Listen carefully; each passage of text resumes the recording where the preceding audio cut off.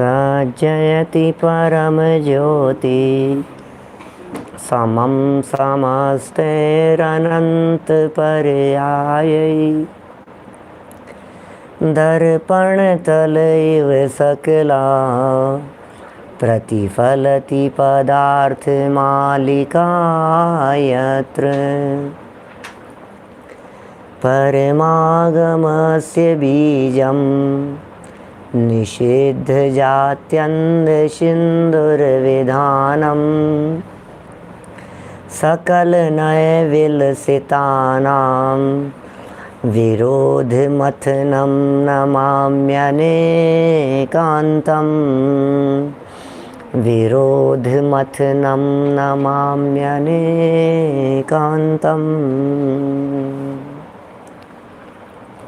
पुरुषार्थ सिद्धि उपाय नामक ये ग्रंथ अमृतचंद्राचार्य यहाँ हमें सिखा रहे थे। सामायिक कैसे की जाती है, प्रोषधोपवास कैसे किया जाता है, प्रोषध किस प्रकार से लिया जाता है, और जब हमने विधि पूर्वक प्रोषध अंगीकार किया, हम पहले भी बता चुके हैं, यद्यपि ये सब क्रियाएं पांचवें गुणस्थान में निर्दोष रीति से होती है, लेकिन कोई व्यक्ति यदि पंचम गुणस्थान में न होवे और निचली भूमिका में रह कर के भी यदि इनका पालन करने का प्रयत्न करें तो गुणकारी ही है, दोषकारी नहीं है। प्रोषध पूर्वक उपवास किया जाना चाहिए। प्रोषध प्रकार पूर्वक किए जाने वाले उपवास के लाभ क्या हो सकते हैं, उसे यहाँ पंडित जी ने बताया, और लाभ बतलाते हुए इतनी गजब की बात कह दी कि वो जो श्रावक है वो श्रावक नहीं, मुनिराजों जैसा दिख रहा है। वो श्रावक हमें महाव्रतियों जैसा दिखाई दे रहा है। विधि पूर्वक प्रोषध अंगीकार करने वाला जीव अणुव्रती होता हुआ भी, व्रती श्रावक होता हुआ भी महाव्रतियों जैसे विशेष फल को प्राप्त करता है। इससे ज़्यादा महिमा की बात और क्या हो सकती है कि साक्षात वीतरागी संत एक गृहस्थ के लिए ऐसे शब्दों का प्रयोग कर रहे हैं कि तुम तो महाव्रती हो। अरे साहब, मैं कहाँ और आप कहाँ, बात होती है ना इस तरह की। अरे महाराज क्या बात कर रहे हो, कहाँ राजा भोज और कहाँ गंगू तेली, ऐसी बात है ना। कहाँ आप पंच परमेष्ठियों में शामिल मुनिराज वीतरागी संत, और कहाँ मैं गृहस्थ दशा में, आपका और मेरा कहाँ मेल महाराज, मैं तो आपके चरणों की धूल बराबर भी नहीं हूँ। अरे उठाते हैं शिष्य को, बालक को उठाते हैं उसे, और मानो अपने गले से लगाते हैं और कहते हैं कि भाई कोई बात नहीं, क्या फ़र्क पड़ गया है, हम एक सीढ़ी आगे बढ़ गए हैं और तुम एक सीढ़ी पीछे हो, मार्ग में तो दोनों हैं और मंजिल पर तो दोनों को पहुंचना है। कैसी दृष्टि होती है वीतरागी संतों की देखने की। सोचो जरा, कल्पना करो क्या सोच करके वे वीतरागी संत ऐसे शब्दों का प्रयोग करते हैं, क्या सोच रहती होगी, ये शब्द कैसे निकले होंगे एक दिगंबर संत के मुख से कि भाई तुम और हम एक जैसे हैं, क्या फ़र्क पड़ गया। एक 12th क्लास का स्टूडेंट एक 11th क्लास के स्टूडेंट को क्या कहेगा बोलो। एक 10th क्लास वाला स्टूडेंट 9th वाले के प्रति कैसी बात कहेगा। क्या फ़र्क पड़ गया, तुम एक साल छोटे हो, कोई बात नहीं, अगले साल तुम भी आ जाओगे, हम और आगे बढ़ जाएंगे, फिर क्या होगा, हमारे एक साल बाद में हो जाएगा तुम्हारे को ग्रेजुएशन, और क्या लेना देना है उसमें, ग्रेजुएट तो दोनों को ही होना है। हम मुनिराज हैं, हम 6 क्लास में हैं, तुम श्रावक हो, पंचम गुणस्थानवर्ती, तुम 5वीं कक्षा में हो, हम 6ठी कक्षा में हैं, तुम 5वीं कक्षा में हो, क्या फ़र्क पड़ने वाला है। न तो हमें 6ठी में रुकना है, न तुम्हें 5वीं में रुकना है। हम 5वीं में रुक जाएंगे क्या, नहीं, तो हम 6ठी में बैठे रहेंगे क्या, कि नहीं। तो क्या हुआ, हम 6ठी में नहीं रुकेंगे, तुम 5वीं में नहीं रुकोगे, दोनों कदम बढ़ाए चले जा रहे हैं, और हो सकता है हम 6ठे 7वें में बैठे रहें और तुम भी 6ठे 7वें में आ जाओ। बोलो, बराबर हो गई ना स्थिति, हम 6ठे 7वें में हैं, तुम 6ठे 7वें में आ जाओ, फिर क्या होगा, बोले हम श्रेणी चढ़ेंगे, तुम भी चढ़ जाओ, फाइनली पहुंचना तो हमारे को सिद्धालय में है, कोई फर्क नहीं है ज़्यादा। माने यदि गुणस्थान पहला होता, जिसने कदम ही नहीं बढ़ाए थे अभी, गुणस्थान चौथा होता तो भी कुछ कहते, लेकिन ये तो संयम अंगीकार करने की भावना दिखाई दे रही है भाई ओजस, संयम अंगीकार करने की भावना दिखाई दे रही है। और क्या संयम ले चुका है 50% से ज़्यादा, और क्या कि अभी ये पूर्ण संयमी होने वाला है, तो कुछ फर्क नहीं है ज़्यादा। ये बात यहाँ बहुत दृढ़ता पूर्वक कह रहे हैं। माने उन अणुव्रतियों को भी, पंचम गुणस्थान व्रतियों को भी छठे सातवें गुणस्थान व्रती महाव्रतियों जैसे कह देना, ये अपने आप में एक बहुत बड़ी बात है। जब ये बात पिछले श्लोक में कह दी गई 159 में, तो शिष्य के चित्त में सहजी जिज्ञासा खड़ी हुई कि साहब क्या बात करते हो मुनिराज, उनके ही महाव्रत कहे हैं, हम तो गृहस्थ श्रावक हैं, हमारे कहाँ महाव्रत है, उनके महाव्रत हमारे अणुव्रत, दोनों में फ़र्क तो है ना, आप तो दोनों को एक जैसा बता रहे हो, ये बात कुछ हजम नहीं हुई हमारे को। श्रावकों के जीवन में आपने अणुव्रत बतला दिए, ये बात गले नहीं उतर रही है। अणुव्रत नहीं, महाव्रत कह दिए, श्रावकों के जीवन में महाव्रत कह दिए, पंचम गुणस्थान व्रती के महाव्रत कह दिए, ये प्रोषधोपवास करने वाले जीव के अहिंसा सत्य आचौर्य ब्रह्मचर्य अपरिग्रह महाव्रत कह दिया, ये बात कुछ गले नहीं उतर रही है। तो आचार्य देव ने कहा भैया बात तो तेरी सच्ची है,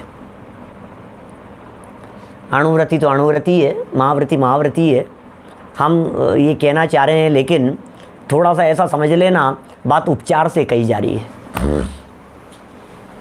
बात ऐसे समझ लेना, बात सिर्फ समझने समझाने के लिए कही जा रही है और उपचार से कही जा रही है, और उपचार से है लिमिटेड टाइम के लिए, सिर्फ उतने टाइम पीरियड के लिए यदि आप देखो तो महाव्रतियों जैसे नजर आएंगे, ये बात यहाँ कहना चाह रहे हैं। देखिए श्लोक पढ़ता हूँ, उसके ऊपर की उत्थानिका देखिए, पेज नंबर है 174, 174 नंबर पेज है।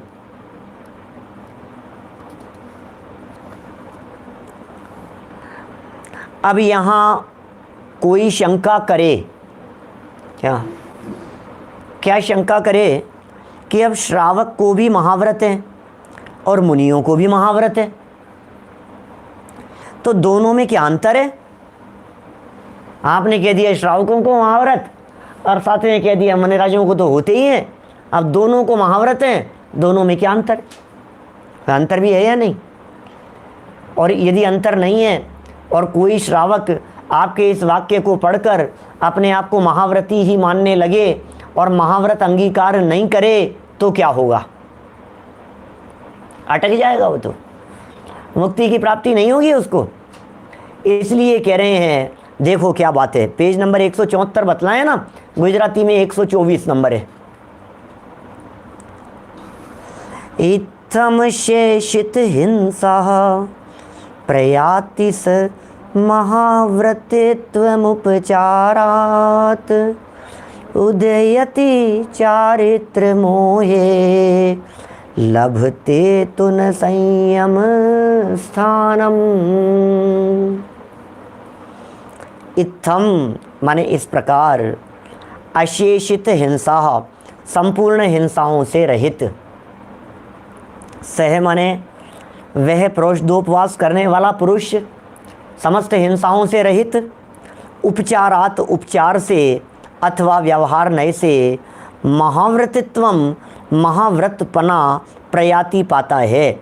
तू माने परंतु चारित्र मोहे चारित्र मोहों के उदयति उदय रूप होने के कारण संयम स्थानम न लभते, संयम स्थान अर्थात प्रमत्तादि गुणस्थान प्राप्त नहीं करता। माने भैया सीधी सी बात है, वो उपचार से महाव्रती नाम कह दिया गया है। उपचार नाम है व्यवहार का, उपचार नाम है कहने के लिए, उपचार नाम है बतलाने के लिए, उपचार नाम है बोलचाल की भाषा के लिए, समझने समझाने के लिए, महिमा गाते हुए ऐसा ही कह दिया, अरे भाई साहब आप तो महापुरुष हो। अब महापुरुष कह दिया, अब सच बतलाओ महापुरुष कैसे कहते हैं? हमारे यहाँ तो महापुरुष कौन होते हैं? तीर्थंकर, चक्रवर्ती, नारायण, प्रतिनारायण, बलभद्र, कामदेव, नारद, रुद्र, ये कहलाते हैं महापुरुष।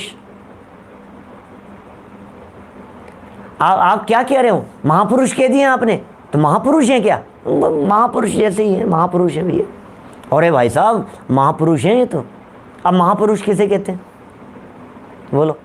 हमारे यहाँ तो 169 महापुरुष बतलाए हैं ना शास्त्रों में, तो फिर इनको महापुरुष क्यों कह दिया? उपचार से कह दिए, कहने मात्र के लिए, ठीक है, महिमा जान करके कह दिया उसके बारे में।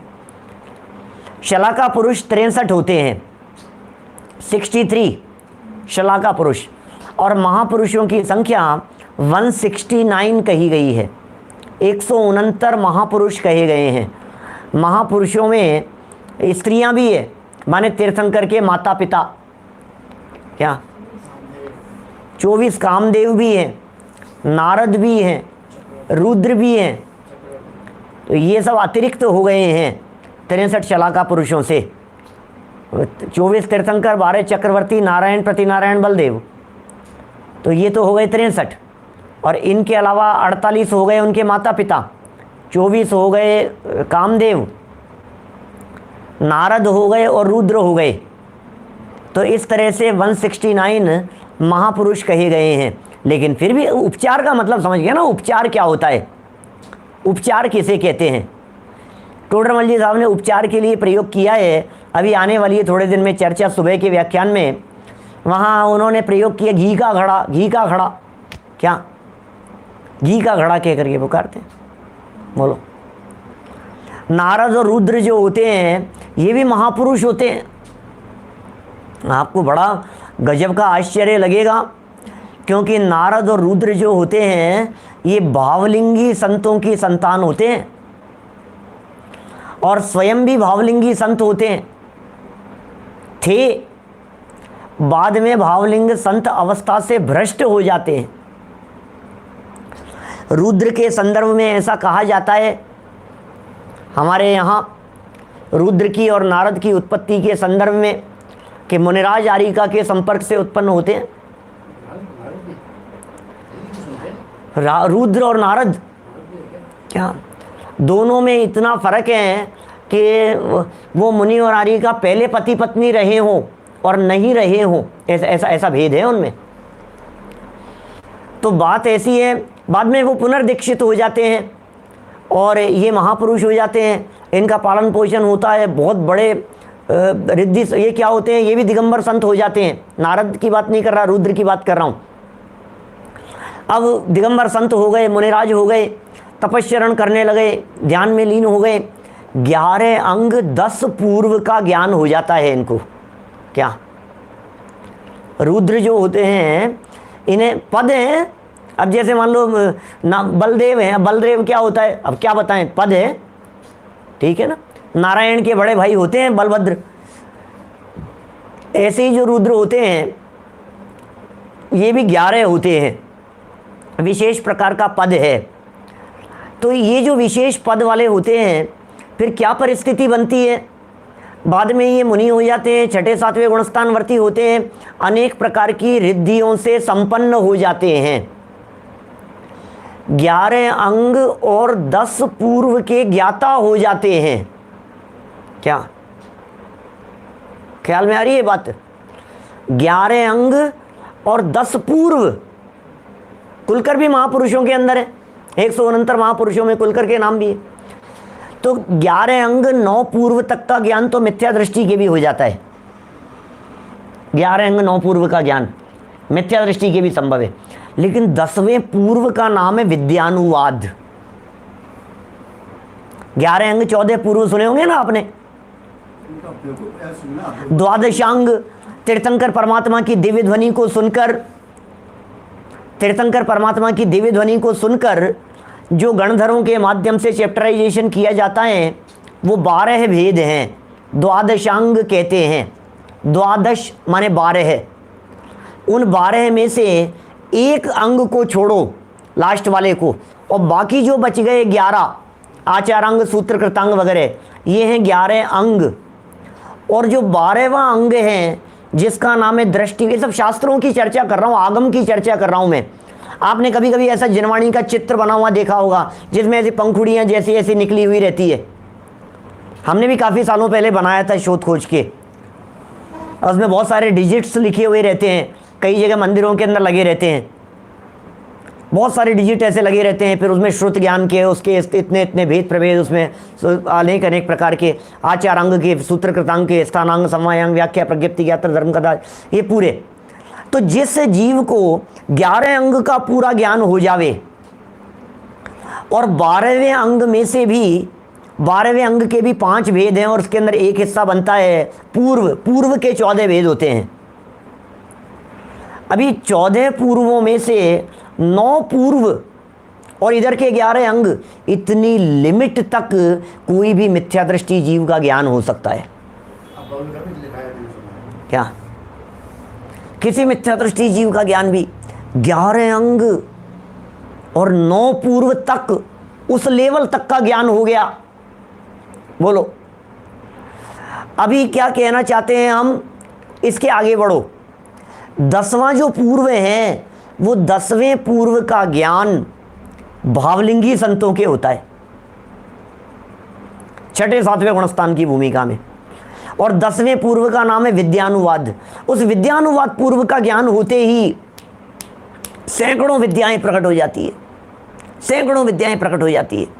तो ये रुद्र हैं,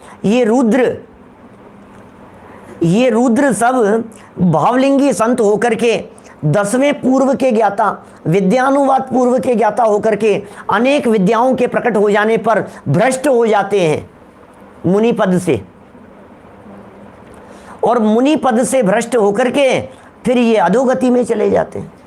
भविष्य में मोक्ष जाएंगे, भविष्य में निर्वाण जाएंगे, ये तो है ही, क्योंकि भावलिंगी संत थे, सम्यक दृष्टि तो थे ही, बाद में सम्यक्त्व भी चला गया, पद से भी भ्रष्ट हो गए और रिद्धियों का दुरुपयोग करना शुरू कर दिया।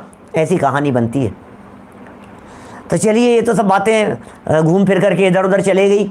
मूल बात अपनी जो चल रही थी, वो मूल बात तो ये है कि महापुरुष 169 होते हैं, फिर भी उपचार से कह दिया जाता है। घी का घड़ा कह देना उपचार से है। पंडित जी अपना ही घर समझिए, उपचार से है, अपना ही मान करके चलिए। ये सारी बातें ऐसी उपचार से कही जाती है। यहाँ कह दिया, जो 5वें गुणस्थानवर्ती जीव को, प्रोषदोपवास पालन करने वाले जीव को महाव्रती कह दिया, ये उपचार से ही कहा गया है, इसमें हकीकत नहीं है। तो फिर हकीकत कब होगी? हकीकत तो जब होगी जब चारित्र मोह के उदय का अभाव हो जाएगा। चारित्र मोह के प्रत्याख्यानावरण कर्म का अभाव हो जाएगा, तब 6ठे 7वें गुणस्थान में जाकर वो दशा होगी जब सच में महाव्रत कहलाएंगे। उसके पहले महाव्रती कहना उपचार मात्र है। लेकिन होते हैं, द्रव्यलिंगी भी महाव्रतों का पालन करते हैं, पहले गुणस्थान वृत्ति भी महाव्रतों का पालन करते हैं, चौथे वाले भी कर सकते हैं महाव्रतों का पालन, 5वें वाले भी कर सकते हैं, द्रव्यलिंगी है, कोई दिक्कत नहीं। देखिए, कुछ गुणस्थान समझ में आ रहे हैं क्या? अभी आगे और थोड़ी सी चर्चाएं हैं, देखो बताऊंगा अभी कुछ। टीका पढ़ते हैं। इत्थम अशेषित हिंसा सह श्रावक उपचारात महाव्रतित्वं प्रयाति तु चारित्र मोहे उदयति सति संयम स्थानम न लभते। इस प्रकार जिसके हिंसा अवशेष नहीं है, जिसके हिंसा ही नहीं बची है, जिसके चर्या में हिंसा नहीं हो रही है, पाप नहीं लग रहा है, ऐसा श्रावक उपचार से महाव्रती कहलाता है। उपचार से महाव्रती कहलाता है। श्रावक को भी महाव्रती कहना सच में एक अलग ही प्रयोग दिखता है ऐसा। और प्रोषदोपवास के काल के लिए कहा गया है, इसलिए उसी टाइम पीरियड पर यह उपचार लागू होता है। वास्तव में वे महाव्रती नहीं है। ये कौन कह रहे हैं? ये टीकाकार कह रहे हैं। टीकाकार कौन है? पंडित प्रवर टोडरमल जी साहब न्याय से बात करते हैं, वास्तविकता भी बतला दिए। वास्तव में वह महाव्रती नहीं है, क्योंकि प्रत्याख्यानावरण चारित्र मोहनी कर्म के उदय से युक्त होने से वह श्रावक महाव्रत संयम को प्राप्त नहीं हो सकता। ये थोड़ी सी बातें ऐसी कह दी। देखो, प्रत्याख्यानावरण क्या होता है? इन कषायों के संदर्भ में पहले भी थोड़ा थोड़ा बतलाया है। प्रत्याख्यान शब्द का अर्थ होता है त्याग। प्रत्याख्यान माने त्याग, और साथ में जोड़ दिया गया आवरण। तो शब्द क्या बन गया? प्रत्याख्यानावरण माने त्याग नहीं होने देवे, ऐसी एक कषाय है, उसका नाम है प्रत्याख्यानावरण। क्या? एक ऐसे कर्म है, एक जो कर्म इस जीव को त्याग नहीं करने देवे, ऐसी तीव्रता चल रही है प्रत्याख्यानावरण कर्म की, जिसके उदय में त्याग नहीं हो पा रहा है, वो प्रत्याख्यानावरण नाम की कषाय है। इसके पहले कौन सी कषाय थी? वो थी अप्रत्याख्यानावरण। क्रम है इनका, अनंतानुबंधी के बाद में अप्रत्याख्यानावरण ही आएगी, फिर आ हट जाएगा, फिर प्रत्याख्यानावरण रह जाएगी, उसके बाद में संज्वलन। ऐसे ही जो अप्रत्याख्यानावरण है उसमें अ जो अक्षर दिया है, अप्रत्याख्यान, अल्प त्याग भी नहीं होने देवे, वो अप्रत्याख्यानावरण है। पांचवा गुणस्थान नहीं प्रकट हो पा रहा है, अप्रत्याख्यानावरण का तीव्र उदय है। प्रत्याख्यानावरण का तीव्र उदय है, छठा सातवां गुणस्थान नहीं हो पा रहा है। थोड़े बहुत गुणस्थान तो इतने समय से सुनते सुनते हमारे नए नए लोग समझने लग गए होंगे, गुणस्थान क्या चीज़ है। थोड़ा थोड़ा मोटा मोटा तो ख्याल में आता होगा कौन से जीव कौन से गुणस्थान वाले होते हैं, नहीं आता समझ में? समझाऊं 2-4 मिनट में? 3-4 मिनट समझाता हूं आपको, और 3-4 मिनट समझ करके आपके इतना समझ में आ जाएगा कि गुणस्थान क्या होते हैं। मोटा मोटा समझने योग्य समझ में आ जाएगा गुणस्थानों के बारे में। देखिए, ये बार बार में कह रहे हैं ना, पांचवा हो जाता है, छठा हो जाता है, छठे के अंदर महाव्रत हो जाते हैं, पांचवें में ये हो जाता है, इसमें ये हो जाता है, इसमें प्रत्याख्यान का त्याग, इसमें अप्रत्य, क्या है ये चक्कर यार, बड़ा चक्कर है? सुनो भाई, किसके होते हैं गुणस्थान? गुणस्थान किसके होते हैं? और साहब हमारे तो कोई गुणस्थान नहीं होंगे। गुणस्थान तो ज्ञानियों के होते हैं, हम तो अज्ञानी हैं। नया नया कोई व्यक्ति पहली बार आया सुनने के लिए और उससे पूछा तुम्हारा कौन सा गुणस्थान है, तो वो बड़ा विनम्र शब्दों में कहता है हमारे कौन सा गुणस्थान साहब, हमारे तो कोई गुणस्थान नहीं है, हम तो गुणस्थान तो बड़े बड़े लोगों के होते हैं। फिर उसको समझाया, भैया सुन, गुणस्थान 14 होते हैं, जिनके गुणस्थान नहीं होते हैं वो सिद्ध भगवान होते हैं। याद करते चलना दिमाग में, जिनके गुणस्थान नहीं होते हैं वो सिद्ध भगवान होते हैं। अरे यार, तुम सिद्ध भगवान हो क्या? कि नहीं, सिद्ध भगवान तो नहीं है, सिद्ध तो नहीं है, तो फिर 14 गुणस्थान होते हैं, कोई ना कोई तो होगा। सारे संसारी जीवों के कोई ना कोई गुणस्थान होता है। गुणस्थानों के बिना वाले जीव सिद्ध भगवान होते हैं, वो सिद्धालय में विराजमान होते हैं। तो फिर हमारे कौन सा? बोले यार हमारे तो फिर एक काम करो, हम तो पहले पहले नए नए आए हैं, हमने तो नया नया धर्म पढ़ना शुरू किया है, तो लास्ट नंबर पे डाल दो हमारे को, 14वें नंबर पे डाल दो। क्या? पहले नंबर पर तो महापुरुष पहला नंबर, और 14 होते हैं तो आखिरी नंबर हमारा, 14वां गुणस्थान डाल दो। अरे नहीं नहीं, सुनो सुनो, 14वां गुणस्थान भैया ये ऐसा नहीं है आखिरी में डाल दिया। 13 और 14 ये जो 2 गुणस्थान होते हैं ये अरहंत भगवान के होते हैं। लो, समझ में आ गई बात? जिनके नहीं होते हैं वे सिद्ध भगवान होते हैं, जिनके होते हैं उनमें 13 और 14 नंबर क्या याद रहेगा? 13 और 14 नंबर होते हैं अरहंत भगवान के। ठीक है, तो साहब उससे नीचे होगा कोई हमारा, अरहंतों के 13-14 नंबर कह दिया तो 12 नंबर होगा, 11-10 कुछ तो कहो। कि सुनो, इस काल में, इस पंचम काल में किसी भी जीव के 8, 9, 10, 11, 12 ये गुणस्थान होते ही नहीं है। क्या? 7वें की भी एक सातिशय प्रमत्त दशा नहीं होती, तो 8 से लेकर के 12 तक होते ही नहीं है किसी भी जीव के। अच्छा, तो इसका मतलब वो भी नहीं हो सकते कि हाँ नहीं हो सकते, तो फिर नीचे वाले मान लो, 8 से नीचे उतर जाओ, 7वां और 6ठा होगा। कि सुनो, 6ठा और 7वां ये महाव्रतियों के होता है, 6ठा और 7वां ये मुनिराजों के होता है, 6ठा और 7वां ये वीतरागी संतों के होता है। छठे से लेकर के 12वें गुणस्थान तक वीतरागी संत होते हैं। तुम संत हो गए? नहीं, संत तो नहीं हो, संत तो नहीं हो। इतनी बात समझ में आ गई? मोटा मोटा गुणस्थान बता रहा हूं। जिनके नहीं होते वे सिद्ध भगवान, 13-14 नंबर अरहंत भगवान का, 8 से 12 इस काल में ही नहीं होते। लेकिन फिर भी बात करो तो 6 से लेकर के 12 तक होते हैं मुनिराज के। तो जब भी मुनिराज की और महाव्रतियों की चर्चा चले तो 6-7 6-7 6-7 ये समझना बस। क्या? तो बात समझ में आ गई साहब, छठा सातवां तो मुनिराज की होता है। तो फिर साहब हमारे कौन सा नंबर कहूँ यार, मैं बिल्कुल नीचे तो उतरना नहीं चाहता, इतने भी कोई ख़राब आदमी नहीं हूँ मैं। 5वां होगा फिर मेरे तो, 5वां हो सकता है तुम्हारे। बोले सुनो, लेकिन 5वां उन लोगों के होता है जिन लोगों ने बाहर में प्रतिमाएं ले रखी हो। हाँ साहब, हमने ले रखी है एक प्रतिमा, वहाँ बुक करा रखी है मंदिर में विराजमान होने के लिए, वहाँ प्रतिष्ठा होनी, हमने भी एक प्रतिमा ले रखी है। कई लोग मिलते हैं हमारे को, पंडित जी वो प्रतिष्ठा कब होगी, वहाँ वो पंचकल्याण कब होने वाला है, इतने साल हो गए सुनते सुनते, हमने एक प्रतिमा ले रखी है। तो भैया जिसने प्रतिमा ले रखी है वो 5वें गुणस्थान वाला। अरे भाई प्रतिमाएं अलग है और वो जो जिनेंद्र देव की प्रतिमा मंदिर में विराजमान होती है वो अलग है। आपने जो प्रतिमा ले रखी है वो नहीं, व्रत ले रखे हैं कि नहीं ये बतलाइए। क्या पैसा खर्च करने वालों की चर्चा नहीं चल रही है? बोले व्रत तो नहीं, अणुव्रती हो क्या? सीधी सीधी सी बात पूछ रहे हैं।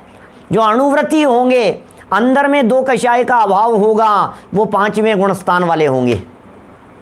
ये 5वां होता है जिनके 2 कषाय चौकड़ी का अभाव होता है।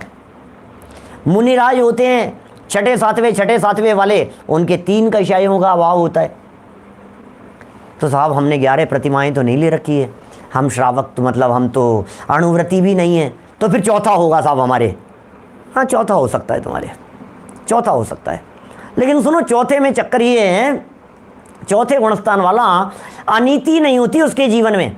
चौथे वाले के जीवन, चौथा गुणस्थान, अनीति नहीं होती, अन्याय नहीं होता, अभक्ष्य नहीं होता, बहुत उसका शुद्ध सात्विक जीवन होता है, बिल्कुल बिना मतलब कि उठापटक नहीं करता है, अनीति अन्याय अभक्ष्य का त्यागी होता है। तुम हो क्या कि नहीं नहीं वो तो नहीं हूं यार। तो फिर तीसरा होगा क्या कि तीसरा, सुनो, तीसरा उनके होता है जो चौथे से गिरने वाले होते हैं, जिनके पहले चौथा हो चुका होता है। तो दूसरा क्या? तो बोले दूसरा भी उसी के होता है जो जीव पहले चौथे में गए हुए होते हैं, माने चौथे गुणस्थान से गिरते समय वापस नीचे लेवल आते समय तीसरे और दूसरे का नंबर आता है गिरते समय। पूरे और दूसरा भी नहीं है, बहुत ही नीचे गिरा दिया है, पहले तक पहुंचा दिया, फिर क्या हमारे गुणस्थान है ही नहीं क्या? कि भैया जिसके नहीं होते वो तो सिद्ध भगवान होते। तो फिर क्या करें? बोले पहला गुणस्थान संभावना दिख रही है मुझे, तो देख लो क्या। तो पहला हो गया मिथ्या दृष्टि, चौथा हो गया सम्यक दृष्टि, दूसरा तीसरा शॉर्ट है, चौथे से गिरेंगे तो बीच में आते हैं कुछ सेकंडों के लिए का काल है, अंतर्मूर्त काल कहा गया है। 6 आंवली एक समय कहा गया है, दूसरे का काल तो तीसरा अंतर्मूर्त कहा गया है। तो चौथा हो गया सम्यक दृष्टि, 5वां हो गया व्रती श्रावक, छठे से लेकर के 12वें तक हो गए मुनिराज, और 13वां 14वां हो गया अनंत भगवान, और गुणस्थान से पार हो गए सिद्ध भगवान। क्या पूरी पिक्चर क्लियर हो गई? 14 गुणस्थान है, 10 और 4 14 गुणस्थान। मेरी सभा में मुझे मालूम है बहुत सारे नए लोग हैं, बहुत सारे नए जुड़े हैं आत्मार्थी। गुणस्थान पारिभाषिक शब्द है, मैं गुणस्थान नहीं पढ़ा रहा हूं। पुराने प्रवचन सुनने का यदि थोड़ा बहुत अभ्यास हो और समय हो आप लोगों के पास में, 3-3 4-4 समय तो मैं ही चलाता हूं दिन भर में, फिर आपको लगता होगा यार और कितना सुने। लेकिन यदि पुराने सुनते हो तो मेरे 14 गुणस्थानों के ऊपर विस्तृत प्रवचन है, अलग स्वतंत्र फोल्डर है गुणस्थान के नाम से, डलास अमेरिका के किए हुए। थोड़ी थोड़ी सी बारीकी से चर्चा यदि समझनी, पुराना सुनना चाहिए, बहुत सारी चीज़ें हैं, अनगिनती विषय हैं। तो यदि ये इतना मोटा मोटा आइडिया यदि हमारे को आ गया गुणस्थान के बारे में, तो पांचवें वाले के क्या पोजीशन थी? बोले 2 कषाय का अभाव था। अब कषाय के एंगल से और समझ लो 1 मिनट गुणस्थान को, जिससे ये जो टॉपिक यहाँ अपन पढ़ रहे हैं ये थोड़ा सा और क्लियर हो जाएगा। कषाय के एंगल से समझो, जिसके चारों कषाय चौकड़ी मौजूद है। पहले तो चारों के नाम याद करो। अनंतानुबंधी, अप्रत्याख्यानावरण, प्रत्याख्यानावरण, संज्वलन। 4 बच्चे को याद हैं, छोटे छोटे बच्चों को याद है हमारे। अनंतानुबंधी, अप्रत्याख्यानावरण, प्रत्याख्यानावरण, संज्वलन। 4 हो गई। वापस बोलता हूँ, फिर बोलता हूँ, पक्का होना चाहिए। हमारे अन्ना जी पढ़ाते थे गुणस्थान विवेचन, पुनः पुनः बोलता हूँ, फिर दोबारा बुलवाते थे, बहुत धीरे धीरे बोलते थे, अभी बहुत अस्वस्थ हैं। अनंतानुबंधी, अप्रत्याख्यानावरण, प्रत्याख्यानावरण, संज्वलन। अब सुनो, पहले गुणस्थान में चारों मौजूद है, बस मोटा मोटा रफली पहले गुणस्थान में चारों हैं। चौथे गुणस्थान में 1 चले गई अनंतानुबंधी। 5वें गुणस्थान में 2 चले गई अप्रत्याख्यानावरण। 6ठे 7वें गुणस्थान में 1 और चले गई प्रत्याख्यानावरण। और संज्वलन कब जाती है? बोले ये तो इस काल में जाती नहीं है, 10वें गुणस्थान तक रहती है संज्वलन, 10वें के बाद जाएगी। तो 4 हो गई। पहले गुणस्थान में चारों, चौथे में 1, 5वें में ये 2 जाएगी, अनंतानुबंधी और अप्रत्याख्यानावरण। अंदर की कषायों की बात कर रहा हूं। अंदर में जिसके कषाएं चले गई, अनंतानुबंधी, अप्रत्याख्यानावरण, वो लेवल अंदर से पवित्रता आ गया 5वें गुणस्थान का, इंटरनल लेवल है वो। और अंदर में 3 कषाय चौकड़ी चले गई तो लेवल आ गया 6ठे 7वें गुणस्थानवर्ती का। ये 3 कषाय चौकड़ी जाते ही वो जो लेवल होगा, इंटरनल लेवल शुद्धि का, विशुद्धि का, वो होगा मुनिराजों का लेवल, आंतरिक स्तर। और बाहर में फिर वो महाव्रती होंगे 3 कषाय चौकड़ी के अभाव में। अब देखो, अब ये यहाँ ये प्रकरण समझ में आएगा। अब यहाँ से लाइन पढ़ता हूँ वापस, इतना सा याद करना। 4 कषाएं, मिथ्या दृष्टि के चारों। मिथ्या दृष्टि माने पहला गुणस्थान, पहले गुणस्थान में चारों, चौथे में 3 रह गई, 5वें में 2 रह गई, 2 चले गई, 6ठे में 1 रह गई, 3 चौकड़ी चले गई। अब देखिए पेज नंबर 175, गुजराती में 124-25 है शायद, जो भी है देखना। 175 पेज पर टीका का पैराग्राफ अंतिम। वास्तव में वे महाव्रती नहीं है, क्योंकि प्रत्याख्यानावरण चारित्र मोहिनी कर्म के। प्रत्याख्यानावरण नंबर कौन सा है? ये कौन सा है? प्रत्याख्यानावरण नंबर 3 पर है। अनंतानुबंधी प्रत्याख्यान, ये वाला यहाँ लगाना। तो क्या कह रहे हैं? वास्तव में वे महाव्रती नहीं है, क्योंकि प्रत्याख्यानावरण चारित्र मोहिनी के उदय में युक्त होने से वह श्रावक, इसका उदय है, उसके इसकी सत्ता है, अभी इसका सद्भाव है, ये मिटी नहीं है, ये 3 नंबर वाली गई नहीं है, इसलिए महाव्रत संज्ञा को प्राप्त नहीं हो सकते। ये अभी मौजूद जब तक रहेगी ना, तब तक मुनिराज नहीं है। ये 2 चले गई, जब तक ये तीसरी बैठी हुई है, मतलब 2nd नंबर बैठी हुई है, तब तक व्रती श्रावक नहीं है। जब तक ये भी बैठी हुई है, तब तक समझ लेना सम्यक दृष्टि नहीं है। क्या? तो ये सम्यक दृष्टि होने के लिए ये गई, 5वें के लिए ये गई। अभी इसका उदय है, ये यहाँ कह रहे हैं, इसलिए वो महाव्रत संज्ञा को प्राप्त नहीं है। वापस देखो, आगे नीचे चलते हैं भावार्थ की तरफ, क्या लिखना चाह रहे हैं। वास्तव में जिसके प्रत्याख्यानावरण, अब प्रत्याख्यानावरण कौन सा है भैया नंबर? ये 3 नंबर वाला प्रत्याख्यानावरण नंबर यहाँ है। वास्तव में जिसके प्रत्याख्यानावरण क्रोध, मान, माया, लोभ का अभाव हो गया है, ये तीसरे नंबर वाले का, वह संयमी महाव्रती कहलाता है। वास्तव में तो वही महाव्रती है। क्या महाव्रती कौन है? महाव्रती मुनिराज कौन से हैं? बोले जिसके 3 नंबर वाली चले गई। अच्छा, 3 वाली चले गई तो पहले वाली 2 का क्या होगा? अरे भैया क्या बात कर रहे हो, नंबर से ही जाती है। ऐसा नहीं हो सकता 3 नंबर वाली चले गई, बाकी 2 रह गई, पहली दूसरी, तीसरी तीनों चले गई। प्रत्याख्यानावरण क्रोध मान माया लोभ का अभाव हो गया है, वह संयमी महाव्रती कहलाता है। परंतु जिनके उन कषायों का अभाव तो नहीं हुआ, प्रत्याख्यानावरण का अभाव तो नहीं हुआ, किंतु उन द्रव्य रूप पांचों पापों का अभाव हो गया हो तो उसको उपचार से महाव्रत कहते हैं। अब ये कषाय जाएगी, ये वाली तीसरे नंबर वाली, तब तो सच में महाव्रती होगा, और ये सच में गई नहीं है और 5 पाप मोटे मोटे छूट गए हैं तो उपचार से उन्हें महाव्रती कह देते हैं। ख्याल में आ गई बात? माने महाव्रतियों जैसा जीवन दिखाई दे रहा है, महाव्रतियों जैसी कषायों की मंदता, पाप से विरक्त दिखाई दे रहा है, महाव्रतियों जैसे 5 इंद्रियों के विषय भोगों से विरक्त हो गया है, इसलिए मोटा मोटा ये कह दिया गया है। समझने जैसी बात है।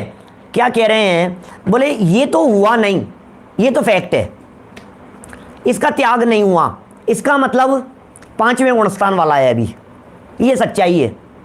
इसका त्याग नहीं हुआ, इसका मतलब 5वें गुणस्थान वाला है, तो फिर महाव्रती क्यों कह रहे हो? इसके त्याग के बिना, इसके त्याग के बिना महाव्रती क्यों कह रहे हो? क्योंकि महाव्रती के जीवन में हिंसा, झूठ, चोरी, कुशील, परिग्रह नहीं होते। महाव्रती के जीवन में हिंसा रंच मात्र भी नहीं होती। महाव्रती के जीवन में झूठ, चोरी, कुशील, परिग्रह नहीं होते। और ये प्रोषदोपवास करने वाला व्यक्ति उपवास आदि करके ऐसे ऐसे बैठा हुआ है, आत्मा में जाने का प्रयत्न कर रहा है, सामायिक का काल है, साधना कर रहा है, हिंसादिक 5 पापों से विरक्त हो गया है, तो इसलिए उपचार से इसे महाव्रती कह देते हैं। इसके सद्भाव में भी उपचार से कह दिया जाता है। आगे समझ में? आगे पढ़ो। वास्तव में महाव्रत नहीं है, क्योंकि पूर्ण संयम प्रमत्त गुणस्थान में ही प्रारंभ होता है। प्रमत्त गुणस्थान ये 6ठे का नाम है। ये जो 14 गुणस्थान बतलाए ना अभी, इन 14 में सबके नाम भी हैं। क्या? पहले का नाम मिथ्यात्व गुणस्थान, फिर सासाधन, फिर मिश्र, फिर अविरत सम्यक, फिर देश विरत, प्रमत्त, अप्रमत्त, ये सब इनके नाम हैं 14 गुणस्थानों के। तो इन्होंने यहाँ कह दिया वास्तव में तो महाव्रत नहीं है। क्यों नहीं है? क्योंकि पूर्ण संयम प्रमत्त गुणस्थान में होता है, जो कि 6ठा गुणस्थान है। पूर्ण संयम तो वहाँ होता है। वह प्रमत्त गुणस्थान प्रत्याख्यानावरण कषाय के अभाव बिना नहीं होता। जो प्रमत्त गुणस्थान है, जो प्रमाद वाला गुणस्थान है, वो प्रत्याख्यान के अभाव बिना, प्रत्याख्यान माने यही, प्रमत्त गुणस्थान माने 6ठा गुणस्थान, इसके अभाव बिना नहीं होता। इस तरह से प्रोषद उपवास का वर्णन किया। बोलो, शिक्षाव्रतों में से 2 शिक्षाव्रतों की चर्चा अपनी यहाँ संपन्न हो गई। सामायिक और प्रोषदोपवास पूरी हो गई चर्चा। कठिन तो नहीं है। अब कल चर्चा करेंगे हम शिक्षाव्रत के संदर्भ में, लेकिन उसके पहले इस प्रोषदोपवास को ही बेस बना करके कुछ लाइनें और लिखी है। बहुत महत्वपूर्ण लाइनें, मज़ेदार है। अपने जीवन को टटोलने के लिए जरा सुनो लाइनें क्या कहते हैं। टटोलें अपने आप के जीवन को। यह प्रोषदोपवास सभी श्रावकों को करना चाहिए। सभी श्रावकों को करना चाहिए मतलब पंचम गुणस्थान वर्तियों को तो विधि पूर्वक, प्रयत्न पूर्वक, भूमिका के अनुसार उत्कृष्ट रीति से करना चाहिए। चौथे वालों को भी करने का अभी सच्चा तो होगा नहीं, क्योंकि सच्चा तो 5वें गुणस्थान में होगा। नकल तो हो सकती है उसकी, तो नकल करो, कोई बात नहीं, जितना संभव हो सके। श्रावकों को अरे निवृत्ति लेने की कहते रहते हो रोजाना, निवृत्ति लेंगे पंडित जी, निवृत्ति लेंगे। अरे इससे अच्छा निवृत्ति का काल और क्या आएगा? सारे काम धंधे सब बंद हो गए। अब ऐसे निवृत्ति के काल में भी आराधना में नहीं लगेंगे तो कब लगेंगे? लग जाइए। सभी श्रावकों को करना चाहिए। मिथ्या दृष्टि भी मूल गुणों का बाहर में उपचार से पालन करता हुआ श्रावक संज्ञा को प्राप्त होता है। चौथे गुणस्थान वर्ती को भी श्रावक कह देते हैं। और सच में श्रावक संज्ञा तो पंचम गुणस्थानवर्तियों से लागू होती है, पंचम गुणस्थान वालों को ही लागू होती है श्रावक संज्ञा शास्त्रों में, क्योंकि इसमें पांचों महापापों का त्याग हो जाता है, इसलिए करना चाहिए, महापाप के त्याग के लिए करना चाहिए। क्या अरे ये सब सामान्य जगत के श्रावकों के लिए लिख रहे हैं ये श्रावकाचार, नहीं तो उपयोगिता खत्म हो जाएगी। जितना हो सके हिंसा का त्याग करो, जितना हो सके झूठ का त्याग करो, जितना हो सके चोरी से बचो, कुशील से बचो, परिग्रह से बचो। नहीं तो कोई व्यक्ति ये कहेगा मैं तो मिथ्या दृष्टि हूँ, मेरे तो पांचों पाप होते हैं, मैं तो सब करूँगा, कुशील व्यभिचार भी करूँगा, खूब पैसा भी जोड़ूंगा, खूब हिंसा भी करूँगा और चोरी भी करूँगा क्योंकि मैं तो मिथ्या दृष्टि हूँ। अरे नहीं भाई, ऐसा नहीं है। तो पाप से जितना बचो उतना अच्छा है, सीधी सी बात है। तथा पांचों इंद्रियों के विषय तथा कषायों का दमन भी हो जाता है, इसलिए श्रावक को करना चाहिए। कषायों का दमन भी हो जाता है और पांचों पापों का त्याग भी हो जाता है। अब थोड़ी सी एक ऐसी लाइन दे दी है यहाँ, जो लाइन आगे वाली लाइन थोड़ा सा झकझोर देने वाली है। हम कर क्या रहे थे आज तक, कर क्या रहे हैं आज तक, आप ये बतलाइए, तुमने क्या किया आज तक, ये बतलाओ। कि साहब कई बार किए हमने उपवास, सुनो जरा क्या कह रहे हैं। जो गृहस्थ, भैया खतरनाक वाक्य है, पढ़ लिया होगा आप लोगों ने अपनी अपनी पुस्तकों में। जो गृहस्थ क्या कह रहे हैं, एक प्रश्न आ गया मेरे सामने, द्रव्यलिंगी मुनिराज का कौन सा गुणस्थान होता है? द्रव्यलिंगी मुनिराज का पहला गुणस्थान भी होता है, द्रव्यलिंगी मुनिराज का चौथा गुणस्थान भी होता है, द्रव्यलिंगी मुनिराज का पांचवा गुणस्थान भी होता है, और छठे सातवें गुणस्थानवर्ती मुनिराजों के भी द्रव्यलिंग होता है। क्या कह रहा हूं, थोड़ा सा उपयोग एकाग्र करके समझना। बहुत सारे लोग तो ये समझते हैं कि द्रव्यलिंगी मुनिराज का गुणस्थान सिर्फ मिथ्या दृष्टि ही होते होंगे, ऐसा नहीं है।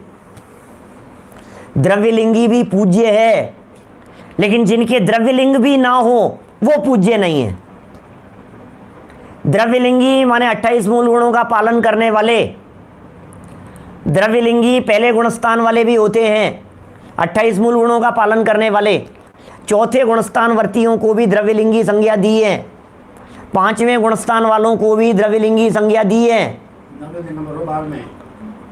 बाहर में 28 मूल गुणों का पालन करने वाले होने चाहिए। तो पहला, चौथा और पांचवा ये खाली द्रव्यलिंग है, भावलिंग के बिना, भावलिंग के बिना। ये सब चर्चाएं प्रवचन सार में की हैं। कुंदकुंदाचार्य देव ने मूल गाथा का तो मुझे डायरेक्ट ख्याल नहीं है, लेकिन अमृत चंद्राचार्य ने टीका में की है। गाथाएं बतला सकता हूं, पेज नंबर बतला सकता हूं, खोल के दिखा सकता हूं। तो पहले गुणस्थान वाला द्रव्यलिंग, चौथे गुणस्थान वाला द्रव्यलिंग, पंचम गुणस्थान वाला द्रव्यलिंग, ये खाली द्रव्यलिंग है, ओनली द्रव्यलिंग। लेकिन छठे सातवें में भी द्रव्यलिंग होता है। वो छठे सातवें वाला द्रव्यलिंग भावलिंग के साथ द्रव्यलिंग होता है, भावलिंग के साथ द्रव्यलिंग, अकेला भावलिंग नहीं हो सकता। भावलिंगी संतों का अंदर में जो तीन कषाय चौकड़ी का अभाव है, देखो छठे सातवें गुणस्थानवर्ती मुनिराजों के, ध्यान देना विशेष बात कह रहा हूं, छठे सातवें गुणस्थानवर्ती मुनिराजों के तीन कषाय चौकड़ी का अभाव, ये है भावलिंग।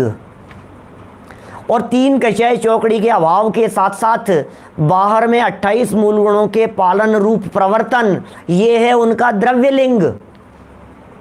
मुनिराजों की चर्चा भी आएगी इसमें। चारित्र अधिकार तो ऐसे थोड़ी ना पूरा करेंगे, ये आगे मुनिराज की चर्चा भी करेंगे। सम्यक चारित्र की चर्चा करते समय तब और कर लेंगे अपन विस्तार से, आप कहाँ जा रहे हैं और हम कहाँ जा रहे हैं। जीवन ही किसी का पूरा हो जाए हम आप लोगों में से तो बात अलग है। छठे सातवें गुणस्थान में दो एंगल उनको देखने के, छठे सातवें गुणस्थान वालों को तीन चौकड़ी कषाय का अभाव देखा, ये भावलिंग पना। और छठे सातवें गुणस्थानवर्तियों के जो बाहर में निर्दोष 28 मूल गुणों के पालन का प्रवर्तन हो रहा है, ये उनका द्रव्यलिंग। तो उनके भावलिंगी मुनिराजों को भी द्रव्यलिंगी कहेंगे। अब नीचे उतरे गुणस्थानों में, तो हमने कहा भावलिंग नहीं है, अकेला द्रव्यलिंग है। तो खाली द्रव्यलिंग के 3 भेद किए हैं, पहले गुणस्थान वाला, चौथे गुणस्थान वाला और 5वें गुणस्थान वाला। क्या ऐसा बतलाया है। देखो यहाँ तो कुछ खतरनाक बात कह रहे हैं, अपन लोगों के लिए कह रहे हैं कि साहब हमने प्रोषदोपवास कर लिया, हमने किया है साहब, हमने। पंडित जी आपको बताऊं, आपका प्रोषदोपवास की चर्चा पड़ी ना, मैं पिछले 10 साल से प्रोषदोपवास कर रहा हूँ। मजा आ गया, बहुत अच्छी बात है, शाबाश। अरे नहीं, एक बार है ना आप सभा के अंदर बता देना, थोड़ा सा लोगों को थोड़ी सी प्रेरणा मिल जाए थोड़ा सा। 10 साल से मैं प्रोषदोपवास कर रहा हूँ हर अष्टमी चतुर्दशी को। तो सुनो भैया वाक्य क्या कह रहे हैं। जो गृहस्थ केवल मान बढ़ाई के लिए ही उपवास अंगीकार करता है, आपने उपवास अंगीकार क्यों किया? मान बढ़ाई के लिए, यश प्रतिष्ठा के लिए, समाज में अपनी धाक दिखाने के लिए, दूसरों को बताने के लिए, हमने भी तेला किया है, हमने भी ये किया है, हम भी संयमी हैं, हम भी व्रती हैं, हम भी त्यागी हैं, हम भी इसका पालन करते हैं, और अपनी कषायों का त्याग नहीं करता। क्या? कषायों का त्याग नहीं करता, उसका उपवास करना न करना समान है। क्या कह रहे हैं बोलो? तुमने उपवास किया कि नहीं किया, सब बराबर कर दिया तुमने। असली चीज़ें कषायें छूटी के नहीं, मान कषाय घिसी के नहीं, अभिमान कम हुआ के नहीं। आपका प्रयोजन क्या था? आत्म सन्मुख होने के लिए उपवास किया होता तो बहुत अच्छा होता। तुमने दिखावे और प्रदर्शन के लिए उपवास किया तो कुछ नहीं किया। ये कहना चाह रहे हैं। क्या गजब की दृढ़ता है। ये टोडरमल जी जैसे महापुरुष के हृदय की दृढ़ता हो सकती है उनकी लेखनी की, जो वो कहते हैं किया तो किया और नहीं किया बराबर है। क्या क्या कह रहे हैं? दोनों एक समान है। इतनी दृढ़ता से बात कह रहे हैं। सो भैया अपनी भूमिका के अनुसार, अपने अंतरंग को देखते हुए, अपनी भावों की विशुद्धि पूर्वक, कषायों से बचते हुए, पाप से बचते हुए, हिंसादी पापों से दूर रहते हुए, पांचों इंद्रियों के विषय भोगों से निवृत्त होते हुए, सामायिक करने की भावना से आत्म सन्मुख होने की उत्कृष्ट भावना पूर्वक जितना संभव हो सके ये प्रोषदोपवास करने का प्रयत्न करना। इस तरह से हम सब अपने जीवन को उज्जवल करें, इसी मंगल भावना से बात को यहीं विराम दे रहा हूँ। तीसरे इस व्रत की चर्चा, भोगोपभोग परिमाण की चर्चा कल यथा समय आगे हम बढ़ाएंगे। आज क्रमबद्ध की क्लास नहीं थी, संडे था आज, और कल यथावत चलेगी। उसके स्थान पर हमने आज रत्नाकर पंचविंशति का चलाई थी। बहुत सुंदर भाव उसमें भरे हुए हैं, रत्नाकर कवि की लिखी हुई हैं। बहुत ही सुंदर प्रायश्चित, प्रतिक्रमण जैसे भाव भरे हुए हैं। यूट्यूब पर अपलोड कर दिया है, डाल दिया है, खोलते ही आपको दिख जाएगा। सुबह शाम प्रतिक्रमण के रूप में उसका पाठ किया जा सकता है। उससे सुन करके स्क्रीन पर आएगा, लिखा हुआ आएगा। गौरव सौगानी जी की आवाज़ में है, सतपथ फाउंडेशन के माध्यम से उसको निकाला है हमने। तो कोशिश कीजिए एक बार उसको लगा करके भाव विभोर होते हुए, लाइनों के शब्दों के अर्थ समझते हुए अपने दोषों का प्रतिक्रमण और प्रायश्चित्त कीजिए। उसके लिए वो रचना है, बहुत सुंदर रचना है, अवश्य आप लोग उसका लाभ लीजिए। सवेरे व्यवहारावासी की चर्चा प्रारंभ कर रहे हैं, सुंदर और मार्मिक चर्चा कल से प्रारंभ होगी व्यवहारावासियों की। अभिजनवाणी स्तुति। निज निधि निज में बताई यह अनंत उपकार है, उसके लिए जिन वाणी माँ को वंदना शत बार है, वंदना शत बार है। नमो बाणमुख मंत्र, नमो हरि।